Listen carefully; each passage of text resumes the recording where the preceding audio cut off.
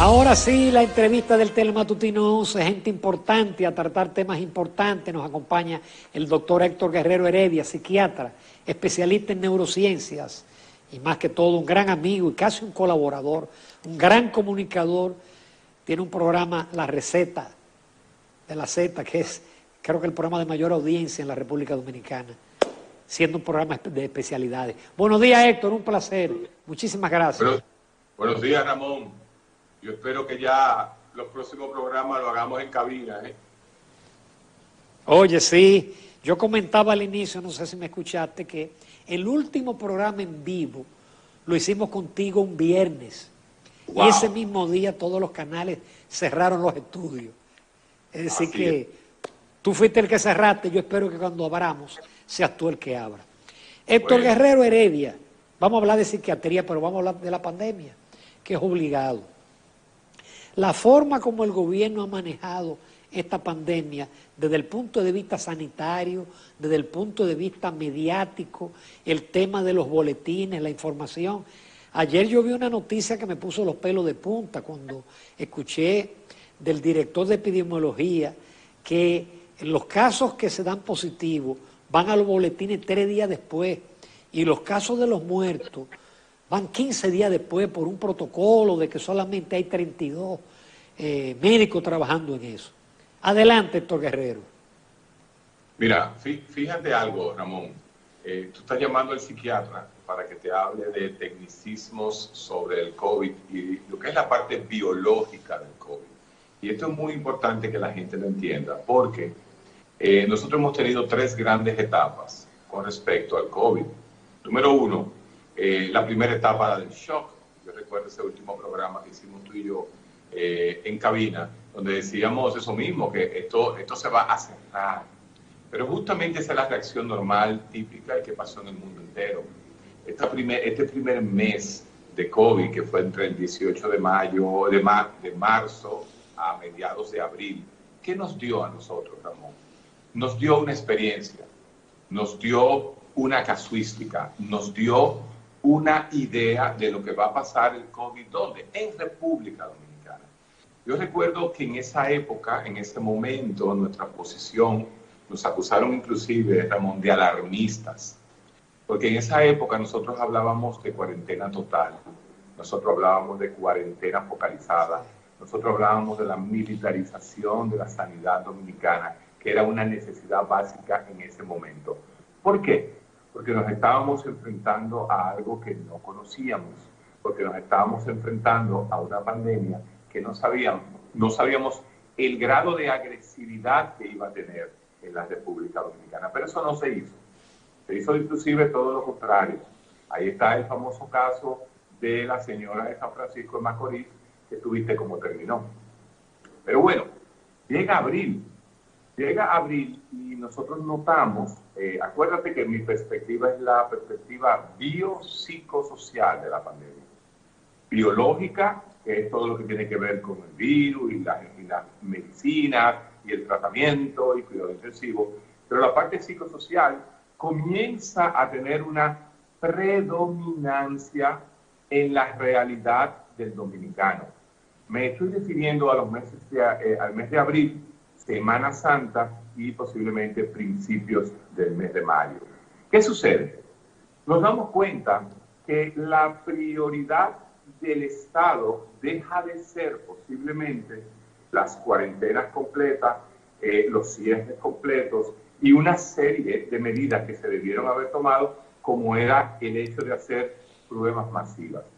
Cuando nosotros nos damos cuenta que eso no se va a dar, nosotros tenemos que tomar ya una realidad estudiada. ¿Por qué? Porque tenemos una experiencia ya.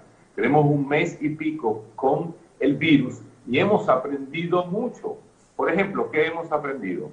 Bueno, que hemos notado que el número de muertes se mantiene estable, que las camas en cuidados intensivos se mantienen en un 40-50%, algo que no se da en la vida normal, porque en la vida normal, para que aparezca una cama de cuidados intensivos en un hospital público, es algo casi imposible.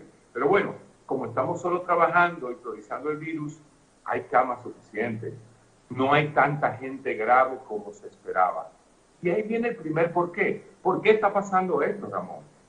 Porque definitivamente, y los estudios californianos, los estudios en el Asia tropical, los estudios en áreas tropicales, han demostrado que la contundencia, la letalidad del virus, y es algo lógico, Ramón, estas epidemias virales estacionarias, fíjate que comienzan en agosto con el frío y siguen en todo el invierno. Pero los propios países fríos están esperando el verano, ¿para qué? Para que disminuya la pandemia. Entonces nosotros que vivimos en un verano eterno, que desde abril, desde marzo, finales de marzo, hace un calor insoportable, tenemos que entender, Ramón, que la pandemia en República Dominicana es como ha pasado en todo el Caribe. Hay muy pocos muertos, por suerte, en el Caribe. Entonces, esto que debería ser una buena noticia, esta posición que nosotros como científicos y científicos de salud mental estamos manejando, en vez de convertirse, Ramón, y este es aquí comienza la trampa, en vez de convertirse en algo positivo, se considera una posición radical y de oposición. ¿Por qué? Porque el discurso nuestro es un discurso que se opone a la biopolítica que obviamente ha empezado a utilizar el Estado desde todo abril. La biopolítica, ¿a qué yo me estoy refiriendo, Ramón Núñez? Que el discurso de terror aprendimos que le conviene al Estado. Y el Estado se ha montado en ese discurso de terror y un candidato, que es el candidato Estado, se ha convertido en el salvador del terror, según la media y según lo que están haciendo. ¿Cuáles son ejemplos? Porque hay que hablar con ejemplos, Ramón Núñez, para demostrar lo que yo estoy diciendo. Fíjate cómo se quiso manejar lo de, yo le puse el San Pellegrino, pero fíjate cómo se quiso manejar lo de Puerto Plata. Lo primero que hizo el Estado, en su títere del momento, que es el secretario de Salud en este momento, acusar directamente a la política, a un partido de oposición, de la catástrofe que venía en Puerto Plata. ¿Qué pasó en Puerto Plata, Ramón? No pasó nada. ¿Y por qué no pasó nada? Mira, una de las razones es que justamente era una marcha, a la gente estaba marchando con sus mascarillas frente al mar, es una ciudad costera. Entonces, la teoría nuestra, basada en la experiencia del primer mes de virus, nos está diciendo lo siguiente: definitivamente el calor, el salitre, el mar, ayuda a disminuir la forma agresiva como el virus se comporta en Nueva York, en Europa y en la China, que son países fríos. Ese es nuestro punto, Ramón Núñez. Pero yo te puedo dar más ejemplos de lo que ha sido la manipulación biopolítica del terror. Por ejemplo, algo que es indignante en las sociedades médicas. Mira, Ramón, los médicos somos muy conservadores. Fíjate que ni siquiera los bloques de oposición, los grupos médicos de oposición, están mudos. Tú no escuchas al bloque del PRM tener la posición que yo estoy planteando. Tú no ves al bloque de la Fuerza del Pueblo hablando de las cosas que nosotros estamos hablando. Nosotros lo hacemos de una forma independiente, siendo nosotros asesores simbólicos del COVID, como embajadores que somos. Entonces, el día que habló el presidente de la República, Danilo Medina, se dio un fenómeno de un golpe-efecto que todavía nosotros no entendemos cómo se está manejando eso tan burda y groseramente. ¿Tú crees que es posible que ese domingo, cuando habló el presidente, dio 0 muertes y 1.800 recuperados? O sea, que pasa de un promedio de 20, 26 personas recuperadas diariamente a un ritmo, inmediatamente se dispara a 1.800. ¿Cómo para qué? Como para presentar al presidente como un discurso mesiánico de que ellos han hecho el mejor trabajo del mundo, y es donde plantea su discurso, que no es más que un discurso populista, el presidente de la República. Pero yo sigo teniéndote ejemplos, Ramón Núñez, de lo que es biopolítica y de cómo se está manejando el virus, que en vez, porque vuelvo y te repito, Ramón, ¿a quién es que le conviene seguir el discurso de terror? Al Estado. Mi discurso de país tropical, en Puerto Rico hay 100 y pico de muertes. Y el toque de queda comienza a las 10 de la noche, 9 de la noche. ¿Por qué aquí nos quieren controlar? Oh, tú lo sabes, Ramón, tú lo has dicho. En las noches, cuando hay toque de queda, el único que puede hacer campaña política es el Estado. Y lo está haciendo y lo ha ejercido. Entonces, esta situación es una llamada despertadora cuando yo estoy viendo la situación. Pero vámonos al presente, Ramón, porque yo te hablé de todo. No te hablé de cómo el secretario de Salud durante un fin de semana infló el número de casos para sacar más positivos, para hacer una famosa intervención, que la intervención no tuvo nada, que lo único que hubo fue propaganda política. Pero bueno, esa es otra de las razones. Ni te voy a hablar de las fotos del ministro con el candidato del Estado, ¿no? Todo eso es parte de esta realidad. Vámonos a la realidad de hoy. Vámonos a 3 de junio. Oye la imagen, escucha la imagen, Ramón, que es muy importante. ¿Cómo es posible que, bueno, hoy comienza una nueva fase, ¿no? ¿Cómo es posible que el Estado permita que en el trayecto de un carro público se monte una persona y tenga contacto con 5 personas, que se sobe, que se le pegue a 5 personas, más 5 que se apean, 5 que entran? Cuando tú vienes a ver, esa persona en un carrito público de 1 metro cuadrado, de un asientico atrás, tú te has pegado a 8 personas, para entonces querer que esas personas que llegan en ese carrito público a las 7 de la noche a su casa, se tranquen, porque aparentemente el virus es de noche que sale. Porque ¿para qué toque de queda? ¿Para qué hay un toque de queda si esa infeliz llegó, se apió de un carro público, se grajeó con 5 personas, entonces trancarse en su casa? ¿A qué? ¿A pegarle el virus que cogió en el carro público? Y eso es oficial. Es oficial que la gente se está subiendo en un carro público. ¿Qué a mí me preocupa?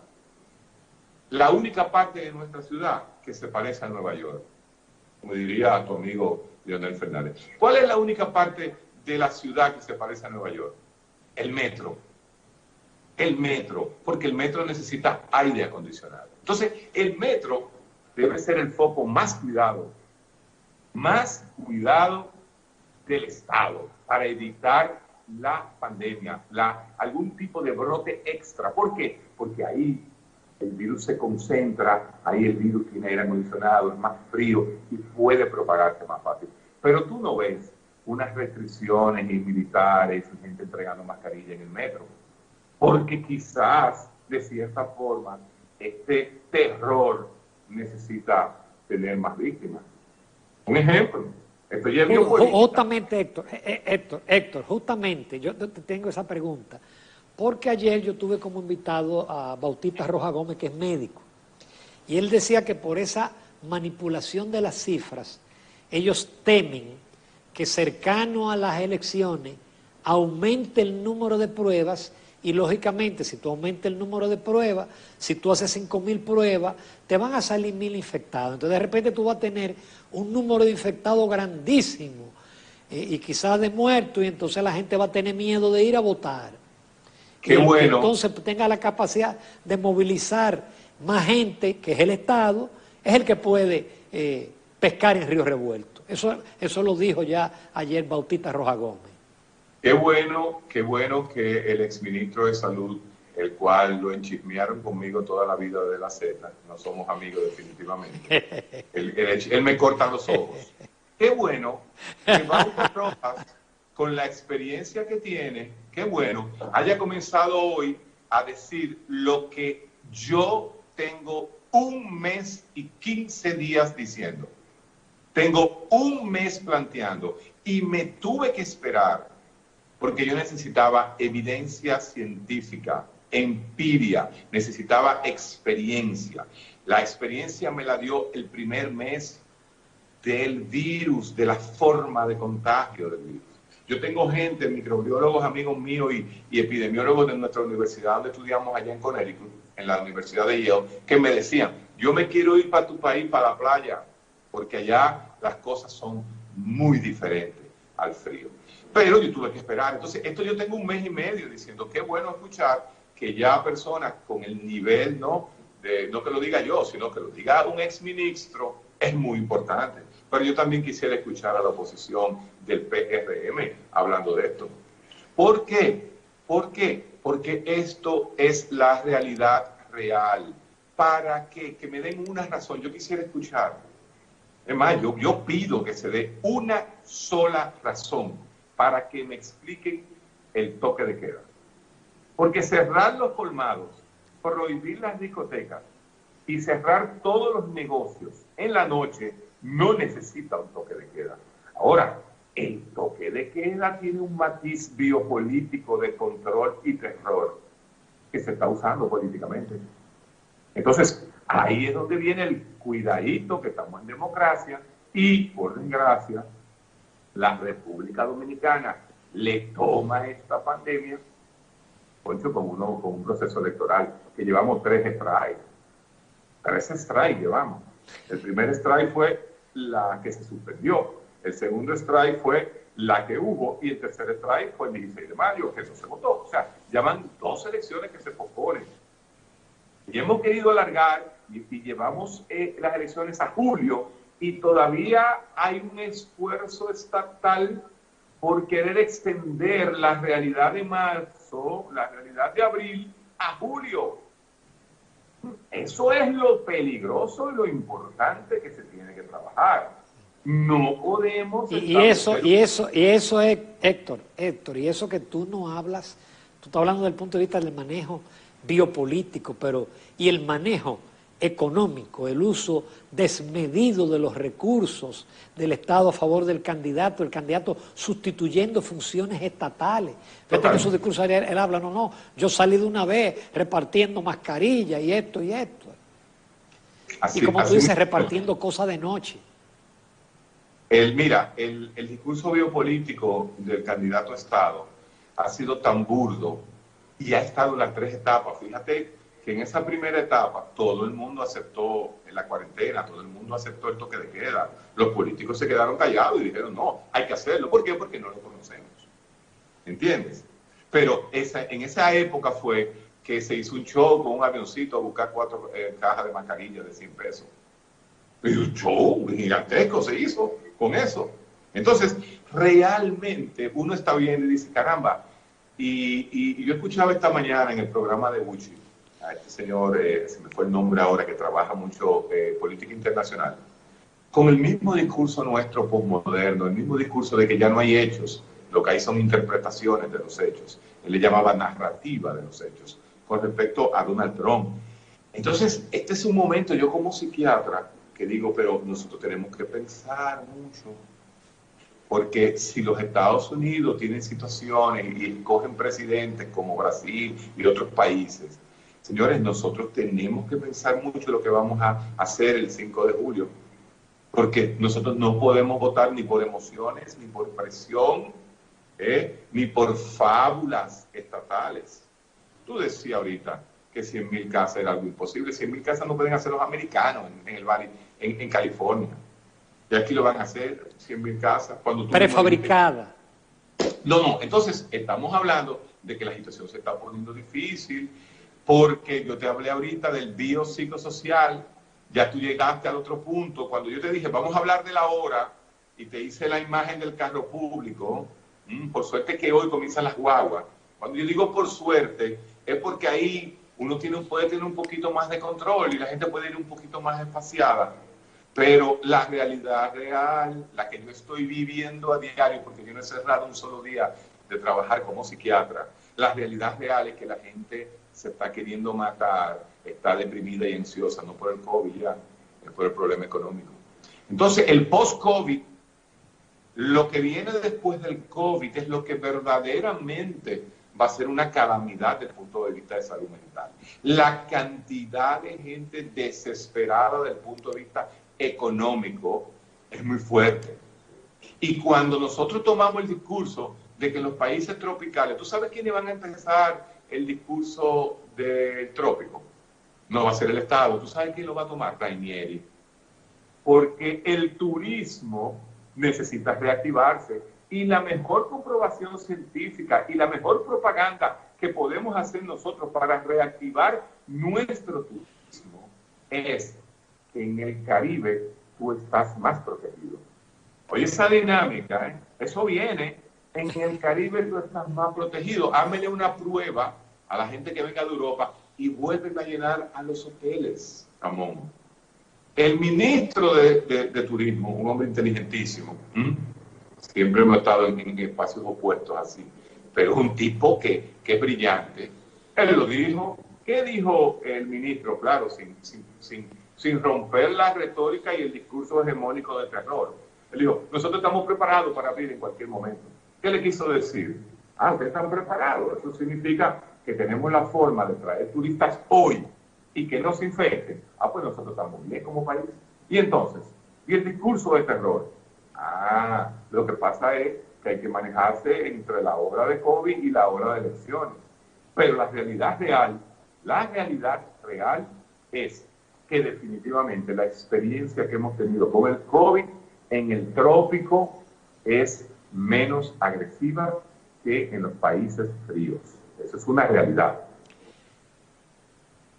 Pero Héctor, todo parece indicar, y estoy fijándome en la participación de los candidatos ayer, tanto Luis Abinader como Leonel Fernández, de que esto va a seguir y de que tendrá que mantenerse la vigilancia sanitaria y que tendrá que tenerse el tema de las pruebas rápidas, las pruebas masivas, todo ese tipo de cosas, que esto no termine el 16 de agosto ni el 5 de julio. No, esto no termina en este año. Ramón, esto no va a terminar en el año 2020. El post-COVID económico y posiblemente que vuelvan a aparecer casos, un brote en octubre, en noviembre, en diciembre o en enero en República Dominicana, es una posibilidad. Pero yo estoy jugando también a la tecnología. Ya la vacuna está ahí. Ya cada día los tratamientos son más poderosos. Ayer hubo 0 muertes en muchos países donde había situaciones ya más difíciles. Ya lo peor pasó. ¿Por qué? Porque este virus lo que vino fue y se le adelantó a otros virus que están endémicamente en Europa y Estados Unidos, que son la influenza, y esos virus que matan 70, 80, 200 mil personas al año. Entonces este virus se adelantó. Recuérdate que el problema del COVID-19 no es el COVID como agente que mata, sino el COVID como agente que lleva a mucha gente a la clínica y colapsa el sistema de salud. Entonces, ese terror que le tenemos a tener el COVID, bueno, obviamente, yo no quiero tener el COVID, tú te conviene que tenga el COVID, ya nosotros tenemos más de 55 años, estamos llegando a los 55 años, pero una cosa es el COVID como mortalidad. Yo te llevo 13, Déjalo ahí, yo tengo 54 todavía. Pero el COVID como ente mortal no es el problema, es el COVID como ente que colapsa el sistema de salud. Mira, Ramón, te voy a dar otro ejemplo. New York, mientras CNN y la izquierda neoyorquina decía que se iban a necesitar 50,000 ventiladores.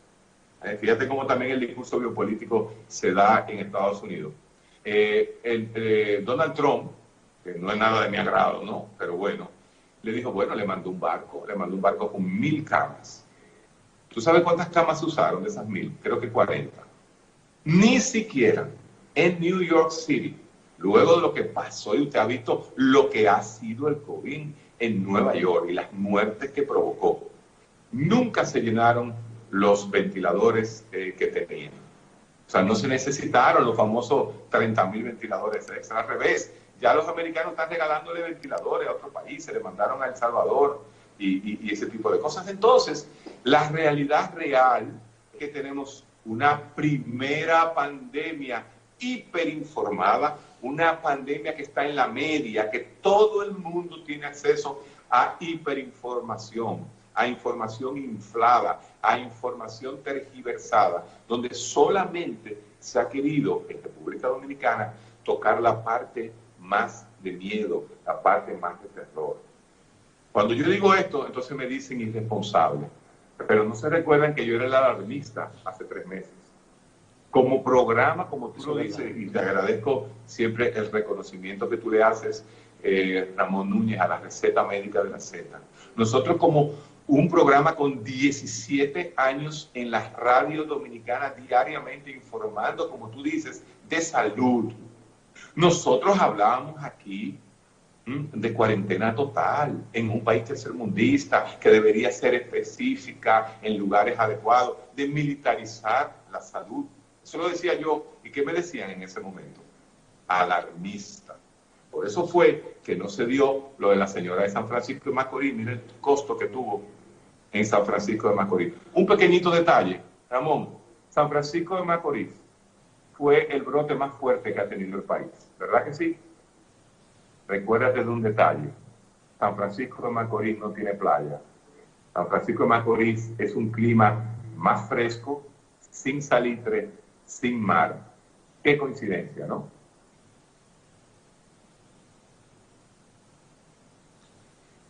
Héctor, entonces finalmente lo que sí vamos a tener muchos casos para los psiquiatras y para los psicólogos.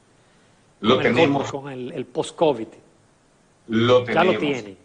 Realmente nosotros, y justamente dentro de la parte del comité de emergencia, ¿no? Hemos sugerido desde el primer día los call centers, o sea, los grupos de llamada. Creo que la Dirección de Salud Mental tiene manejándose activamente un centro que está dando cobertura. Los psicólogos, inclusive, el Colegio Dominicano de Psicólogos tiene tremendo call center donde las personas pueden hablar, pueden expresarse y ellos mismos diagnosticar. Ahora, en la práctica privada, que es lo que a mí me caracteriza, porque nunca he tenido un puesto público, bueno, tenía un puesto público en el 2000 antes de haberme ido a Estados Unidos. Nosotros en práctica privada lo que estamos viendo, y vemos a nuestros colegas también que están trabajando, muchos de ellos por Skype, es que estamos llenos y las necesidades y los requerimientos de ayuda por parte de salud mental son increíblemente altos. Esa es la realidad real. Lo que más me preocupa a mí del COVID en este momento es problema psicosocial. Y cuando yo digo psicosocial, hablo de 2 cosas. De la salud mental del individuo que compone el dominicano y el problema económico. Ahí es donde está la clave de todo en los próximos 3 o 4 meses. El candidato oficialista dice que no, que la economía con él va a crecer un 8% el año que viene. Ramón, no me tires nada. Nota de populismo. Héctor Guerrero Heredia, yo creo que esta ha sido la mejor entrevista que hemos hecho en Telematutino 11 contigo, porque tú has abordado cosas que son realidades reales, como tú dices. Tú has dicho la verdad y reconociste que adoptaste una posición en un momento, que el tiempo te ha dado la experiencia, y has dicho algo que yo como comisionado sí puedo decir: este gobierno ha aprovechado la pandemia para promover su candidato, ha usado los recursos de manera escandalosa, sobrevaluaciones de compra, en fin, todo lo posible, y como tú señalas, el toque de queda para ellos hacer campaña y la oposición quedarse en su casa. Héctor Guerrero, muchísimas gracias. Espero que el primer día que volvamos al estudio sea contigo. Gracias, Ramón. A tus órdenes. Un abrazo. Amables televidentes, nos vamos a la recta final después de la pausa comercial.